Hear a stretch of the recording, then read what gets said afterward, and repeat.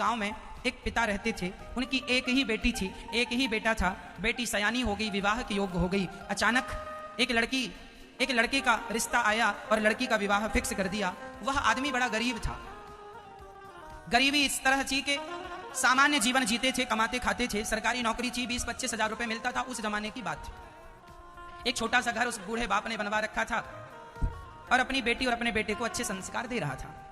जिस लड़के से शादी हुई, कन्यादान के समय मंडप के नीचे विवाह में जब लड़का बैठा तो कन्यादान के समय एक रस्म होती है। लड़की का पिता पूछता है, बेटा तुम्हें क्या चाहिए? तो लड़के ने कह दिया, हमें 4 चक्के की गाड़ी चाहिए, 4 व्हीलर चाहिए।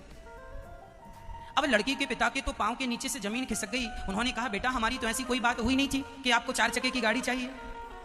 नाना हमें तो गाड़ी चाहिए, नहीं तो हम जा रहे हैं। अब बारात छोड़कर, विवाह छोड़कर आधे विवाह से लड़का भाग जाए तो बड़ी बदनामी हो जाएगी, उस लड़की से विवाह कौन करेगा? तो लड़की का पिता बड़े धर्म संकट में पड़ा, क्या करूं क्या करूं। उस लड़की के पिता ने अपना घर गिरवी रख दिया और घर गिरवी रख के 10 लाख रुपए में उसके लिए बढ़िया सी गाड़ी खरीदी। सुबह लड़की को गाड़ी पर बिठाकर विदा किया, लड़का चला गया। एक दिन वह लड़का अपनी पत्नी को उसी गाड़ी में घुमाने निकला जिस गाड़ी को वो ससुराल से लेकर आया था। बड़ी तेज गाड़ी चला रहा था, सामने एक मंदिर था, एक अपाहिज आदमी सड़क को पार कर रहा था। लड़की कह रही थी, धीरे धीरे चलो, गाड़ी धीरे चलाओ, पर वह तो तेज चला रहा।